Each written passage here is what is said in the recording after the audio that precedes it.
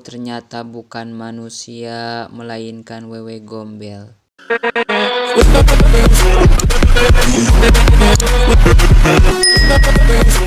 Jali tak kunjung membalas pesan, masih checklist 1.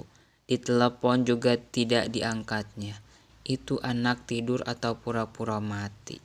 Apa dia juga lupa kalau hari ini dia harus bertemu Kang Jalal buat ngomongin masalah acara akhir tahun. Dan masalah gelas itu yang paling penting sekarang. Aku harus tahu apakah gelas pecah itu masih ada di tong sampah atau sudah dibuang ke tempat sampah lain. Dasar Jali, kalau lagi dibutuhin pasti ngilang. Gumamku sambil melirik pecahan gelas yang ada di pangkuanku. Semuanya sama persis dengan pecahan gelas yang kemarin aku buang. Apa mungkin ada yang memindahkannya atau ada yang memiliki gelas yang sama dengan milikku di bus ini? Rasanya kedua teori itu tidak mungkin, karena tidak akan sama gelas pecah 2 kali. Atau ada seseorang yang diam-diam merancang semua ini? Rasanya terlalu berlebihan kalau aku menganggap ini semua hanya rancangan seperti yang ada di film-film. Nenek masih tertidur pulas. Ingin rasanya aku ikut tertidur seperti perjalanan biasanya dan terbangun sudah sampai tujuan. Tapi sangat mustahil karena menguap saja tidak aku rasakan. Berkali-kali menutup mata sambil membayangkan sesuatu yang membuatku bahagia tetap saja tidak bisa. Justru mataku semakin kuat terbuka. Jangan nangis, Nak. Sebentar lagi kita akan sampai, kata ibu yang ada di kursi depanku saat aku menikmati indahnya jalan tol. Indah oleh kendaraan yang lalu lalang. Ingin aku melihatnya, tapi beberapa menit lalu di kursi itu ada yang tertawa, dan saat aku bersiap melihatnya, ada sesuatu yang menepuk pundak. Tapi tunggu, perempuan barusan mengatakan tangis.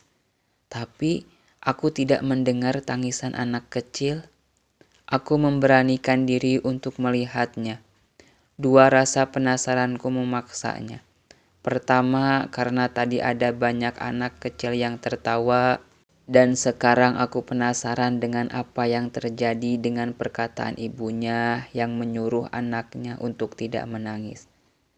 Setelah menarik napas, aku pura-pura berdiri sambil melihat kursi di depanku. Terkejutnya aku melihat deretan kursi di depan. Kalian mungkin tidak akan percaya dengan apa yang aku lihat sekarang. Tapi aku percaya dengan apa yang sekarang aku lihat. Ibu yang sedang duduk di depanku bukanlah manusia ternyata. Dia adalah wewe gombel yang sedang memangku anaknya yang berwajah penuh oleh belatung. Dan hanya tulang belulang. Tidak hanya satu anak ternyata. Ada sekitar 5 anak yang seperti itu di pangkuannya. Di depannya lagi, 2 makhluk bertanduk berbadan besar dengan kulit hitam sedang asyik memakan kambing. Dan satu lagi, wanita yang hanya memiliki kepala dan bagian dalam tubuhnya. Teman-temanku pernah membicarakannya. Mereka menyebutnya dengan sebutan kuyang. Napasku turun naik lantas kembali duduk. Benar apa yang dikatakan nenek. Bus ini adalah bus hantu.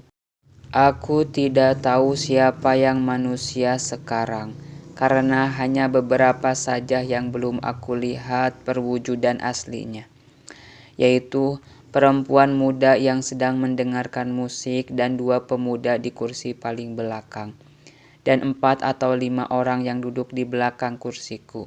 Itulah daftar orang-orang yang sampai saat ini belum aku lihat kebenarannya.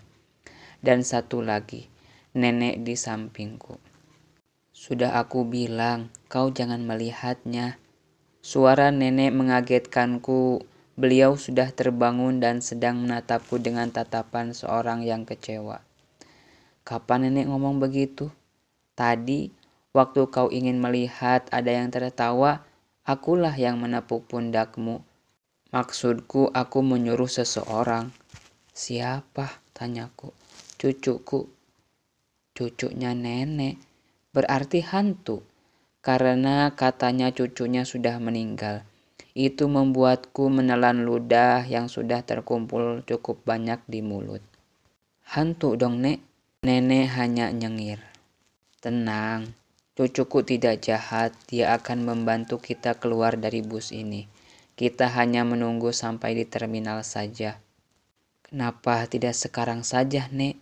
Keringat dingin mulai keluar dari pori-pori kulit, membasahi baju. Belum saatnya. Ada yang harus kau ketahui di dalam perjalanan ini. Apa itu, Nek? Nanti kau akan tahu sendiri. Ingin rasanya aku langsung berlari keluar dari bus ini karena sudah tidak kuat lagi dengan apa yang aku lihat dan rasakan. Ternyata semua keberanian yang sudah aku kumpulkan tidak cukup untuk tetap diam di bus ini. Dan bisa-bisa aku menjadi gila. Tapi aku penasaran dengan cerita nenek mengenai bus ini dan asal-usulnya kenapa bus bisa berhantu. Apakah karena tabrakan atau masuk jurang? Atau karena sesajen yang digunakan oleh sang supir supaya penumpang banyak? Rasanya pernyataan terakhir bukan, karena sang supir sendiri adalah hantu. Apa jangan-jangan nenek juga hantu? Ngomong sembarangan. Kapan kamu lihat aku berbeda atau berubah bentuk? Aku menggeleng sambil membuka ponsel karena ada yang mengirimkan pesan. Bukan dari Jali atau Ibu atau Diara, melainkan dari grup kelas. Bus mulai melambat di jalan tol yang mulai macet karena ada kecelakaan. Sebuah mobil sedan terbalik mengakibatkan penumpangnya mengalami luka-luka. Itu yang aku tahu dari kondektur. Dia menanyakan kepada polisi yang berjaga mengatur lalu lintas. Dan tepat di bawah jalan layang, bus yang kutumpangi berhenti. Menunggu mobil yang terbalik diangkat oleh mobil derek yang jaraknya hanya 100 meter dari tempatku duduk. Tunggu saja di terminal, bawa 2 motor. Kata perempuan paruh baya yang ada di seberang kursi. Dia sedang menelepon. Gak tahu kapan sampainya. Ini macet, ada kecelakaan. Katanya ke orang yang ada di seberang telepon. Nenek ada yang menjemput? Tanyaku ke nenek. Ada menantuku, tapi Jampang kan masih jauh. Nanti saja aku teleponnya kalau sudah dekat. Kita sama-sama ke Jampang kan? Aku mengangguk. Nenek ada telepon? Kamu pikir aku tidak bisa memainkan ponsel? Katanya sambil memperlihatkan ponsel yang hanya bisa mengirimkan SMS dan menelepon saja. Jalan layang tiba-tiba jatuh menghantam kendaraan di bawahnya, termasuk bus yang aku tumpangi. Orang-orang keluar dari mobil yang tidak terkena reruntuhan, menjerit melihatnya, memotret dengan kamera ponsel, berteriak ke polisi yang tidak jauh dari tempat itu. Beberapa mobil ikut melayang menghantam aspal. Darah keluar dari kendaraan yang remuk oleh beton, membasahi aspal. Aku bergidik membayangkannya. Terkadang imajinasiku liar ketika aku tidak melakukan apa-apa. Hanya bengong dengan pikiran yang terus bekerja. Tidak hanya itu, aku membayangkan bus ini meledak karena ada bom di bawahnya, seperti di film-film Hollywood. Sangat berlebihan kalau aku memikirkan seperti itu.